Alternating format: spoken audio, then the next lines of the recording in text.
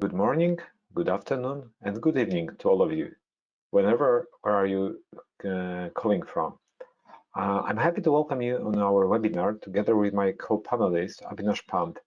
Obviously, we are broadcasting from our homes since our headquarters is closed, and I hope that all of you are well and you will find this webinar interesting. The topic of today's webinar is analyzing joint fMRI-EEG recordings, the pitfalls and how to overcome them. During this talk, I would like to cover a bit of theory, how to deal with the artifacts, what are the possible limitations of the method, but also I will cover some interesting facts and tips how to deal with the data during the publication.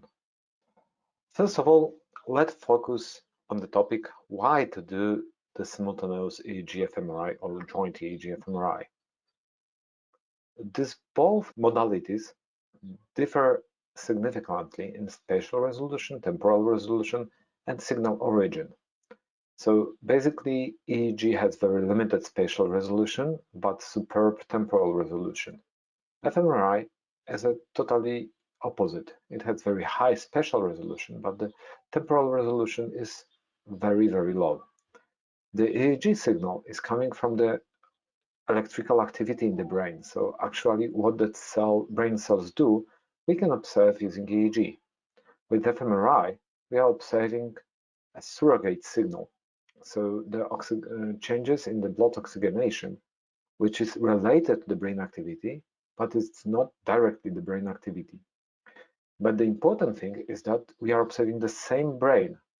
And already in 2001, Logothetis proved that if both signals came from the same area, they are significant and they can be interpreted all together. By the way, it is important to get note about this paper because whenever you are going to publish the data, it's nice to address that someone already verified that those methods can be used together and it's meaningful.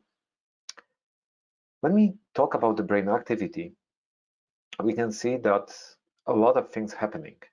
We have a bit of behavioral response to the task, what we are doing, but we also have the EEG that covers a lot of the behavioral activity, but we also have some EEG activity that is not covered by the behavioral, like for example, alpha rhythm that you can observe in the occipital lobe, which does not pronounce in any behavioral symptoms.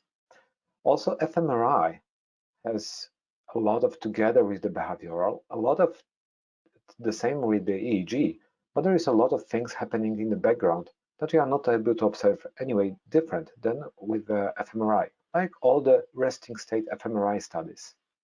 And obviously, there is also a part that we can observe either by EEG-fMRI without any input from the behavioral.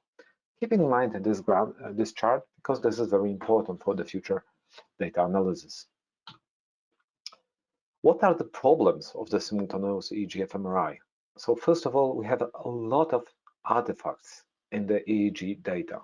Luckily, due to the technology improvement, fMRI images are not affected mainly by EEG equipment inside the MRI bore, so we are not going to talk about it because it's not an issue anymore. So first of all, we have a very strong fMRI gradient artifact, also named imaging artifact. So this is resulting from the gradient coils working during API sequence. It is very strong artifact, but relatively easy to be removed. There is a movement which is very difficult to deal with and basically can destroy your old data. I will tell you why. There is also the pulse artifact or so-called ballistocardiogram, which is the most difficult problem here, and we will cover a lot of the topics. There is also a helium pump artifact, which came from the helium pump in the fMRI environment. So when MRI is working, the helium pump is working constantly, and it can introduce artifact which basically we cannot do a lot with. And also there is a very strong electrical artifact that you know from any other studies, but here it's very pronounced. What Basij research provides is the fMRI artifact removal tool, state-of-the-art BCG correction, and recommended processing pipeline that you can see on the right-hand side. It seems complicated, but when you go through this, you will see that it's very easy. And this pipeline is also available on our webpage, our wiki webpage. So when you go to the wiki-basij.de, there is a page, pipeline for simultaneous EEG-fMRI recording, and the whole image together with the description is given.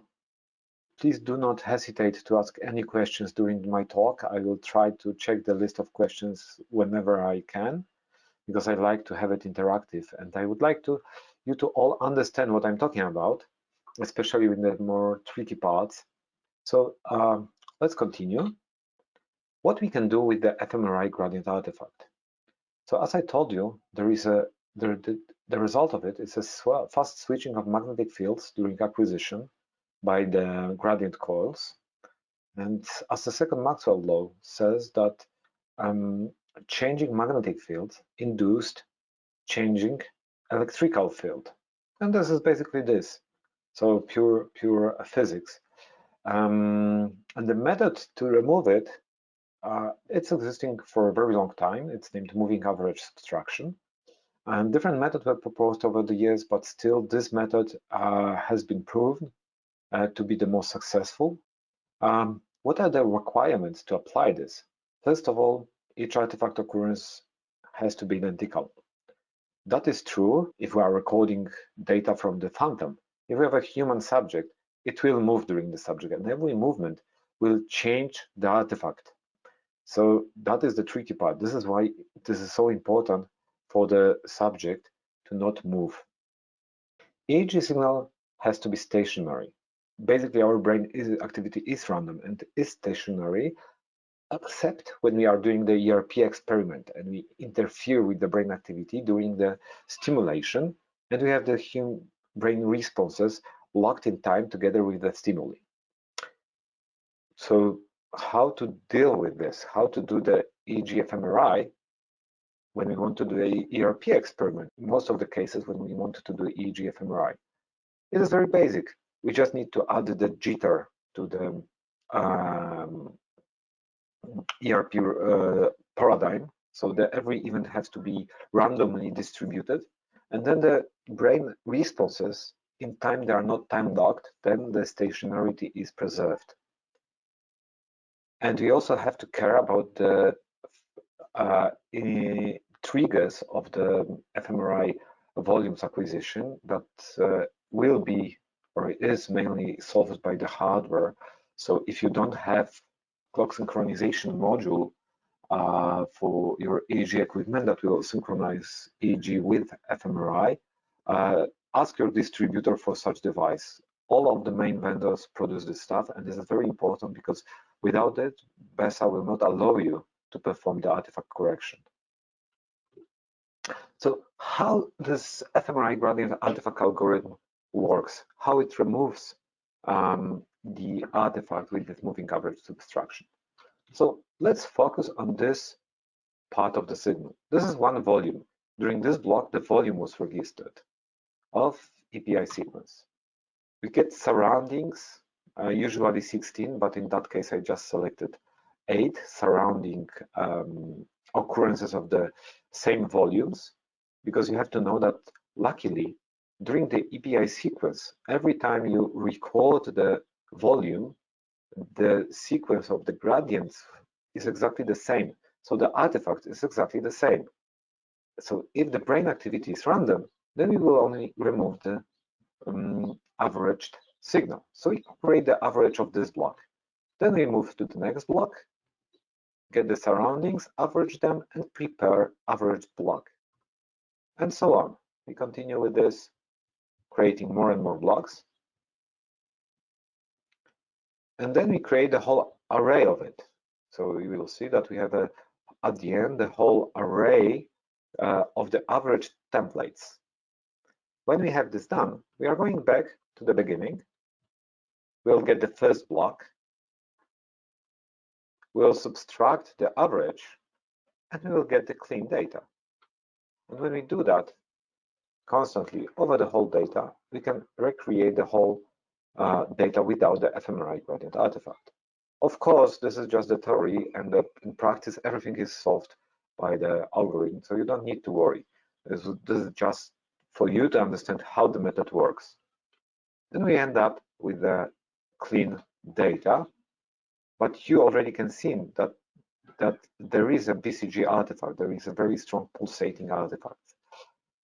And how to deal with this one? This is the most difficult one. What are the reasons of this artifact? So first of all, there is a head movement due to blood ejection by heart. So when we are lying on the back and our pump, so the heart is working, we are slightly moving up and down, and our head rotates. Also, arteries are pulsating together with the blood, moving a bit these electrodes. And there is also a Hall effect, so the changes in the magnetization around the electrodes due to the changes on the oxygenation of the blood in the surroundings of the electrodes. All these effects summate, and they are time locked by the R peak of the heart. They are generated by the same second Maxwell law. So the changes of the magnetic field induce changing electrical field, but here there is a relation to the strong magnetic field that is constant. So this so-called 3 Tesla or 1.5 Tesla prominent magnetic field in magnetic resonance, and the movement, so the changes in the magnetic field is triggered by the movement of the head or movement of the electrodes. So even then, you can, for fMRI artifact, you had the changes in the gradient coils. So the gradient coils were generating the currents.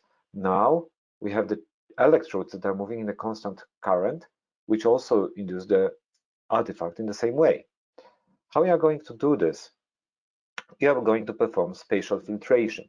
And this is a state-of-art approach of Basij products. Please note that the digitalization of electrodes is highly recommended. The good thing is that when you have the MRI of the subject, you don't need to worry about, because in most of the cases, you will see the electrodes on the skin in the MRI image. So you just need to select them and do the digitalization at the level of MRI image. So how we are going to proceed with this BCG artifact? So as you can see, I'm pointing now with the mouse what is the BCG artifact here. So now I'm making this bigger, and in our approach, you just need to select one example, just one from this array. It may be any of it. Then our algorithm search through all the data, trying to find similar occurrences, average them, and create the template artifact. We don't need to find all the BCG artifacts occurrences, just the samples. We need to create a template. And on this basis, we create the topographies of the artifact. Using PCA approach, you can see that with every next topography, the residual variance decrease. I mean the residual variance left after removing this component from the template. And we end up, for example, after removing 5 components from the data, so spatially filtering, we end up with very, very low residual signal. So 0.69% in that case. But this is for the artifact by itself. It's not for the data. And we can apply the same approach for the data. And this is how the data looks like after the filtration, and I will explain it in details right now how we are going to do that. You can see that how the data looks before the artifact correction and how it looks afterwards. So before we continue, I would like to show you what is the data for evaluation that we are going to use. First of all, we have the real resting state simultaneous EEG-fMRI. So we have the EEG file, MRI data, error alignment information from fMRI analysis. There was no stimulation. Basically, that was my brain and my EEG. And I was lying in MRI with eyes open and trying to do nothing as much as I can. We have electrode localization, and Then when we have this EEG with all this noise generated by my heart and by the gradient coils, I just use Basij simulator to add the dipoles. So I mimic the experiment, and I superimpose these two data sets. So I have a simulated ERP together with the real resting state EEG. And this approach is legitimate because we assume that all these fMRI artifacts will not affect the brain activity. This is just the added signal. So all this summates at the end. So if I have the real EEG experiment, I will have exactly the same data. But this approach allows me to verify how good is the filtration procedure, what will be the signal at the end, and I exactly know the ground truth. So for evaluation, this is perfectly given. I can see if the locations are okay, if the waveforms are looking okay. You will see that in the example. And I can also confirm this with the fMRI of another experiment on my head when I was listening the sound and that the contrast was sound versus silence. So my auditory cortex was stimulated. Anyway, before I would like to focus a bit on the approach, what we are going to do. So I'm going to show the approach named PCA surrogate. So I'm using the spatial filtration where the artifacts are created using PCA, and the brain signal is generated using the surrogate model. Because when we talk about the artifacts and removing especially the artifacts, we assume that the EEG data consists of the brain activity, consists of the artifact activity, and consists of the noise. So the easiest is to estimate the artifacts by itself because we got the topographics of the artifacts from the PCA. Then we need to estimate the brain signal. And we are using this surrogate model, which consists of 15 regional sources. Every regional source consists of the 3 dipoles, so we have a model of 45 sources. And these regional sources are the 3 dipoles which have the same origin, same starting point, but 3 orientations that are orthogonal to each other.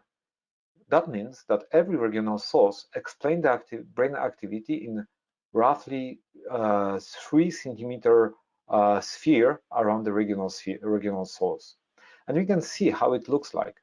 When you apply this model to the pure example data, it explains almost the whole signal. So the residual variance is way below 1%. So it's 0.015%. And you can see that the global field power together with the explained data. So the blue is the global field power and red line is the residual variance. So the residual variance basically do not exist and the model perfectly explains the data. When we apply the same model to the data that is noisy, there is a mistake in my presentation. So this is the average data from the EEG-fMRI without removing the BCG artifact. We can see that the first of all global field power looks totally different. We have very high residual, much higher residual variance, so it's 1.6. But anyway, this model is still pretty good in explaining the data. Let's see another thing. What happens when we apply just the PCAs to the data? So when we compare this with a model, we see that the residual variance is 46%, and the model is totally not suitable for the data. But when we applied the model just for the artifacts to the data, we can see that it is matching much better than the surrogate model to explain the data. You can see that we are left we have a nice curve here covering the global field power. So we can see that now the artifacts gather most of the brain activity and we left with the 6% of residual variance in the data. But this exactly means that we can now see the ERP response, which is very similar to the one that we modeled. So what we are going to do that? So we basically combine these two models when we apply this surrogate model together with the artifact solutions, we can see that it do not affect that much the simulated data because there was no artifact and there is nothing to solve. But for this data, yes, here was the value 0.18. So we have this much lower residual variance. We have the global field fully explained by the model. Moreover, what we're going to do next, we are just remove all those components that are collecting the data together with the data and recreate the data, adding the noise that was left. So basically with this approach, we remove all the artifacts, leaving the brain topographies untouched. And this is what we get, so we can compare the global field power afterwards, after this filtration. And you can see that this global field nicely reassembles the modeled one. And that allows me to move to the example. So this is the case I was talking about. We have this nice fMRI artifact that you see. So what I'm going to do, I'm going to remove this fMRI artifact with fMRI artifact tool. In BESA, most of the parameters will be auto-detected. If recording is okay, a number of artifacts is given as the default by Allen approach. So he recommended 16 and we stay with this. Length of the fMRI volume, delay between marker and start of volume acquisition. It's detected from the data, so this is exactly the full length of fMRI volume. If you had the sparse acquisition, you need to adjust this, but in most cases not. Number of scans to skip, probably you will never need to use it in modern environment. This is the variable that you need to set when you your experiment. So your scanner has a dummy scans that they are dropping also the triggers, because before every API sequence there are dummy scans to stabilize magnetization, and those dummy scans should not be included in the analysis, and that means that they are also usually not triggering any triggers to the EEG data. So I'm going to use the Allen approach. You can see that there is matrix of the removal. In the diagonal we have the current fMRI volume, and with the black we can see what volumes are average. So when we increase the number, for example, to 30, you will see that it gets bolded. Interestingly, we can also apply the realignment file from the fMRI analysis. In BESA, we support the realignment file from SPM, Brain Voyager, AFNI, and FSL. And when this is loaded, we can use Allen modified and Mussmann. What are the differences? I can show it to you. First of all, there is a movement threshold that I'm going to adjust. It is very low, but I know the data, and I was not moving that much because the movement of roughly 0.25 is not that big. And when I apply Allen modified, the idea is that we remove all the volumes where the movement was exceeded of this. So you see that there is wide bar, so those volumes were not used for the artifact template creation. Note that the volume will be corrected anyway. Mussmann approach was introduced in 2009, and in this approach, it is believed that after the movement, the artifact changes. And this is basically, I like the idea. It is true that when you move the head, it should roughly stay in the same place. So when the algorithm detects movement, we use all the artifact occurrences prior to the movement, and after the movement, we use all the artifact occurrences afterwards. So we should get a better estimation of the artifact during the movement average. So we have removed the artifact. We can switch between the methods. Probably we will not see any difference right now because both methods are very good at the moment, and the movement was not very high, but with the high movement, you will see the difference. Also, we can increase the number, 21. We can try how it looks like, the same. So let's stay with the 16, as the Allen says. Why to stay with 16? This is something also that I learned over the years trying to publish the data from the EEG-fMRI, is that you want to use the most typical approach, because every difference in parameters will result with a lot of questions from the reviewers. So now we can see that we have very strongly pronounced the BCG artifact, and we are going to remove it. But you can see that the data is already much cleaner than it was before. By the way, you can see that at the beginning of the data, I have the dummy scans. They didn't have the triggers. Okay, and I will just mark it as an artifact because I don't want to deal with this anymore. So what I'm going to do, I'm going to perform the BCG artifact correction. First of all, I will make a filtration for the typical BCG frequency. So the BCG artifact is roughly from 1 Hertz, so I can go from 0.5 up to 20 Hertz. I'm just seeing the artifact. I'm now not caring about the EEG data because in BESA, most of the data processing are linear. That means that they are interchangeable, and I can perform the frequency filtration now and remove it later. So I'm just pointing out the one example of the artifact.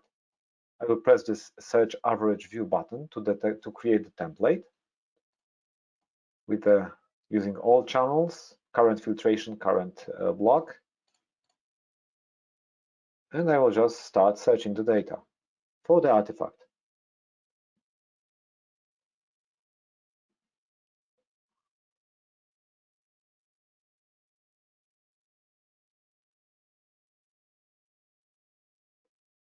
It took a really short while to detect most of the BCG occurrences. Now I need to select the whole segment and define this as an artifact topography. Proper number to select a PCA here is to use something around over 1%. So I'm selecting 4. And you already see that the data is clean enough to continue the analysis. We can now perform the averaging. There are some residual artifacts still in the data, but they are not BCG related. You can see that we have the detection was not performed, so the BCG artifact template was not found. We don't have this nice bluish one, but when I perform the artifact correction, data is also cleared. That's the beauty of the spatial filtration. It's not based on the BCG detection or RPEEG detection as OBS approach. And note that in this data set, I don't have the EKG channel because I don't need it, which also makes the whole experiment much easier. So you've already seen that it was very short approach, but luckily I can do it automatically. I can show it how it works when I use the automatic approach. So I will remove all the analysis I just performed. I will reopen the data so you can see that we have exactly the same noisy data as we had. But now I will just perform the analysis automatically by just loading the batch function that allows for this. I only need to indicate the beginning of the artifact. And now the whole analysis will be performed automatically.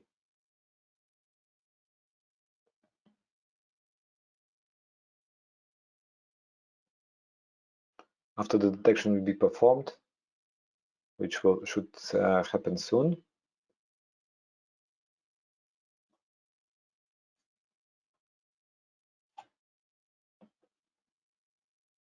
And we have the data filtered already and prepared for further analysis. You might think that it's all I wanted to share with you, but this is just the beginning, because I'm going to perform the source analysis, and there is one caveat and problem that will occur in a second. So first of all, I'm going to show you one more tool, which is named artifact scan. I am now looking for the residual artifacts, blinks, movement, and etc. Let me tell you a bit about this window. This window scans the data related to the epochs, and we see every trial on the x-axis, but they are sorted by the amplitude right now. The lowest amplitude on the left, the highest on the right. Here we see the channels from the bottom to the top, and we can just adjust the threshold. Everything on the left will be used for the averaging, everything on the right will be rejected. We have a one channel that it's clearly bad, is FPZ, and you can already see that this is a bit more noisy. We can see the trial where it's very noisy right now. So basically this channel is good to, we can either interpolate or make it as bad. I will interpolate it, and I will perform scan again. It's a very short procedure to see how the threshold changes. Yep, and now we can set the threshold roughly in this place. So check this out. We have 201 trials, but we end up with 153 after the artifact correction, which is fairly good result, allowing for very decent averaging, which we are going to perform. And this is the caveat I wanted to tell you about. So the window now says that artifact correction is switched on. And the artifact correction may distort brain topographies. For discrete source analysis, it is preferable to use uncorrected data and include artifact topographies in the source model. And that's what we are going to do. Since the artifact correction, spatial filtration, as well as the frequency filtration is linear procedure, we can perform it on the average data, and we can average data without the artifact, because when we do it on the continuous data, the averaging process by itself is not linear. Therefore, it can introduce this distortion in the model. So I'm just going to press yes to turn off artifact correction.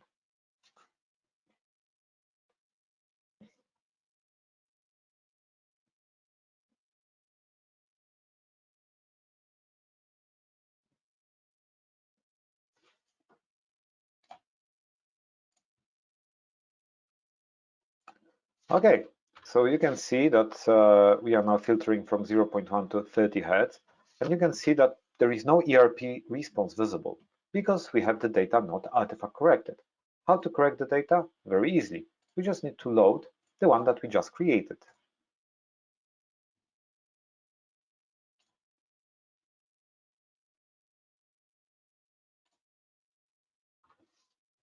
And now you can see that there is an ERP response. I'm going to change the model. I told you that we are going to use the surrogate approach, so I'm going to change it to surrogate. And you can already see that we have very nice ERP response right now. We can see that it should look like the auditory ERP.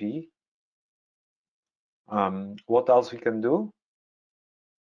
The beauty of this approach is that we can already improve the selection here. We can decide how many components we would like to use. We are not dependent on the previous step as every other methods. When you perform the artifact on the corrected on the continuous data, you perform the correction, you average, and you don't know what is the impact of the artifact correction on the average data and the source localization. Now I can just change the values and can evaluate how many components I need to do for the data correction. So in that case, I will stay with 5 roughly. I think that the 5 is producing very nice results. We can see in top view how they look like when you overplot them. So yeah, we already see that there is a nice ERP response here. Maybe it will be better when we increase the filtration to 0.5 because there was a problem with the baseline. Yep, now it's nicely pronounced. So I will send this to the source analysis.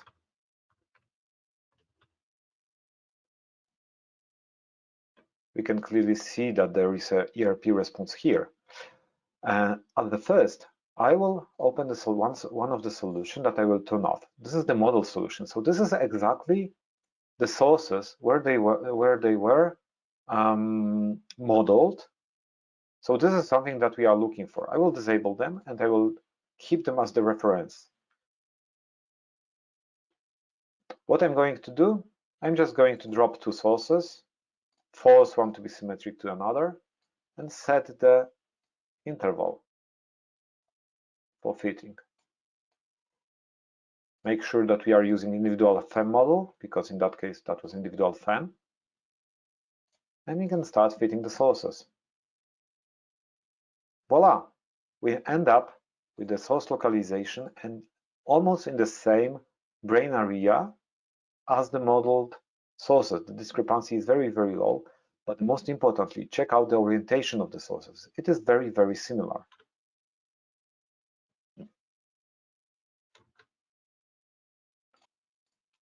First of all, we can see that the confidence of the sources is very high.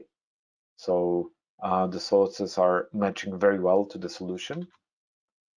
We can see that they are located in the temporal superior lobe when they are projected. And we can also import fMRI data to overlay with this.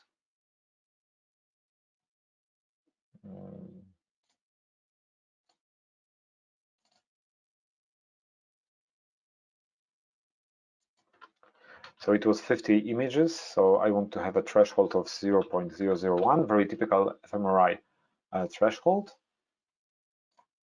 And you can see that the sources are lying very close to the fMRI responses of the auditory cortex, so that works all together. This approach was applied to the resting state EEG-fMRI with the superimposed ERP responses. And the superimposed ERP responses came from these gray sources. So we have very nice confirmation of the analysis. Moreover, for the source analysis, when we loaded the fMRI analysis, we can use weight by image. And now we have 4 different weights for the solution, and those weights will be used for the source location, which trims it a bit to the fMRI results. Worth to mention that in Basij you can perform the image informed source analysis, and you can play with those weights here. So now they have the equal weights. You can change the weight if you want. Also, I would like to show you the comparison on the way of the topographic view. Now we can compare the EEG with the black color is a simulated data, with the blue color is the artifact corrected data. So you can clearly see that both signals are very close to each other after the filtration. And another important part of this approach is the one that I showed you, that you can play with the parameters at the level of the average data. You can even play with the parameters at the level of the source analysis. We can open the solution, so we can open the artifact correction. And you can see the topographies that I showed you during the presentation. And you can basically perform the artifact correction. You can see the residuals. We see the residuals right now. We can drop the sources, perform the same procedure. As I can now append the solution from the model. They will just disable them. So we have this grayish sources. Yeah, now we can compare the solutions. So we can see that we end up with very, very similar model. Okay, let me go back to the publication, to the presentation, because after this example, I have some comments. So first of all, there is a bit of good practice. What you can do with, when you prepare the data to get it much easier to be done at the end at the analysis step. So first of all, please remember to use the jitter between trials. If you don't use the jitter between trials, then you cannot analyze the EEG data, because mainly the ERP response will be removed together with the gradient artifact. This is very important for you to remember. Avoid subject to move. So make the subjects aware that they cannot move, maybe you can evaluate it during the experiment or after the experiment to maybe repeat the session or part of the experiment, because if they move significantly, the data will be corrupted and you will not be able to analyze it because the fMRI artifact removal will not work as it should. Keep electrode to skin impedance as low as possible. This is also very important because I know that most of the vendors now have very high input impedance. They are making a big rumor about it, that you can keep this skin impedance low, but they forget about the phenomenon named temperature noise. So the higher the temperature is between the electrode and skin, so the higher residual noise will be induced. And remember that the subject head temperature during the fMRI scanning increase. This noise will have a higher impact on your data. Remember that the fMRI experiment for the fMRI artifact reduction need to be long. So because we are using the moving average, and if, for example, if you want to do the experiment that will be 1 minute, this artifact reduction might not work as it should. And also remember that the fatigue of the subject is very important. So maybe rearrange the experiment that you do a T1 sequence, then perform the fMRI acquisition, and then you perform the all rest imaging sequences that you want to do.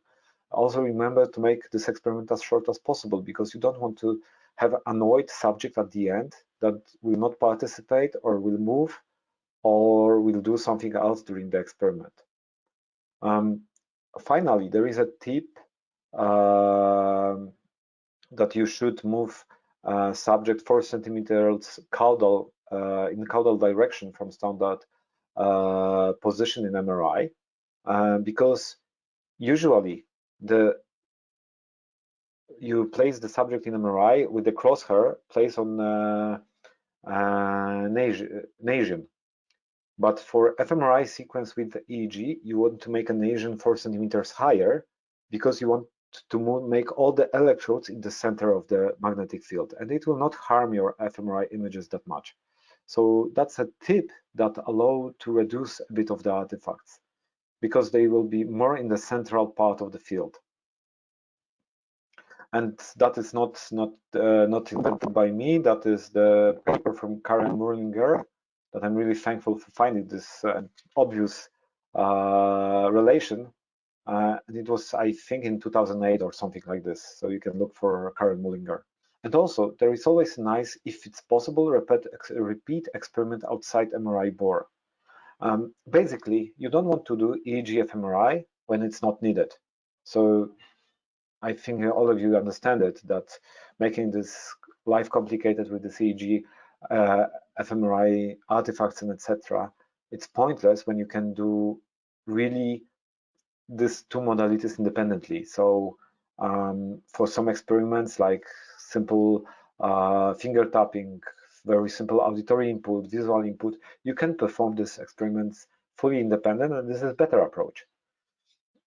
Remember that for the higher responses, like P300, that's a good example that fatigues makes place.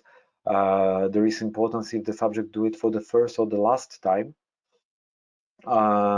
It will influence the brain responses. And yeah, comparing the experiment outside and inside MRI bore is not always that easy, because there are a lot of things happening. But for your own sake, it's good to do that, because at least you know that how far you are from this outside world. And finally, about the publication, you need to remember that for the data interpretation, there are two different approaches. There is a union approach, so combining all information from all modalities into the final results.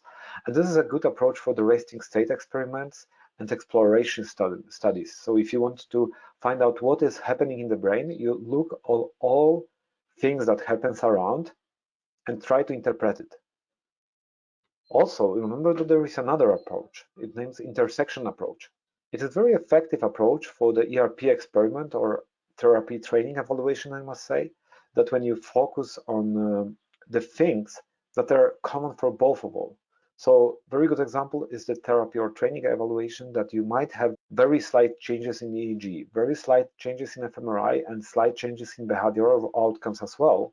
But altogether, these three different inputs give you very strong proof that your therapy worked. Standalone EEG will be not sufficient, standalone fMRI might not be sufficient, behavioral for sure will be not sufficient, but altogether will make a very strong proof that if all the methodologies give you important increase, then it's very good proof for the outcome for the publication. Finally, to make your publication easy to be published, don't use own standalone artifact reduction methods. Don't play with the parameters a lot, because it will happen your publication at the end, and will make it a bit more difficult to publish, because you will need to defend why did you change this default settings. Also, it also makes it much easier to define clearly from the beginning what approach you are using. I mean, if you are using this union approach or intersection approach, and what is your question, what are you going to evaluate? And that brings us to the second point, that it's always good to explain why EEG results are different from fMRI and why fMRI are different from EEG, because you will see some activity of fMRI that is not explained by the EEG, and some activity of the EEG that might not be explained by the fMRI. And this is always a good case. It should look like this, but you need to address this. So if you don't do it, reviewer will ask it. Oh, what is about this activity in, for example, thalamus that you see in fMRI and you don't see it in EEG? Why you see this in one and you don't see another? It's much easier to publish the paper when you point it out directly at the beginning and say that this is okay, because those two modalities are different. They are monitoring different things, and they should provide a bit different results. And then finally, there is something new in the field, that you should try to interpret the data altogether, not as standalone modalities. So years ago, even I did it like the way when I was publishing the data, I had simultaneous EEG-fMRI data, but I was interpreting first EEG, then fMRI. But the whole thing is, we are not doing this together to interpret it alone. We are doing this together to interpret it together. So for example, we can show that both show the same location, and then EEG add the information about the time course, and fMRI can give you additional information about the size of the area, or they confirm the location. Or also what you can do, that's also important. Another approach for the data analysis, I forgot to show it to you, that we can, I will make a new solution. I will just import fMRI image as I did previously. And what we can do, we can just go to the signal maxima and drop the dipole inside.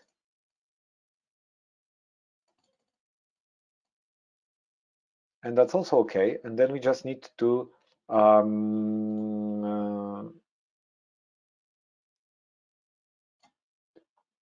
fit orient. I will just remove the green one because we don't need it. We just need to fit orientation. So that's another approach that you can use for the EEG-fMRI analysis. You just drop the sources in the fMRI, and then you just evaluate the time courses, and you see how the areas changes. So in that case, we can see that the blue one has much stronger activity than the green one, but here it was kind of pointless because the data do not match each other. But that's another very nice approach to evaluate the time course of fMRI using EEG. And with this, I think I am almost managed to make it in 1 hour, as we pronounced that it will be 1 hour meeting. Please remember that on Tuesday we have one more webinar planned about Bayesian MEEG source analysis and why you should care and why this is a nice approach, why you should evaluate it, and why you should not be afraid, because I heard a lot things that people were not using because they don't understand Bayesian methods. So we are going to try to make it easier and more digestive for you. Yes, so that concludes to their webinar. Oh, and remember, if you don't have the BESA research, but you're interested in trying this approach, you can always contact with us to get the trial version for free. And you can see how it works for your data, evaluate it, and see if it makes difference than the other methods.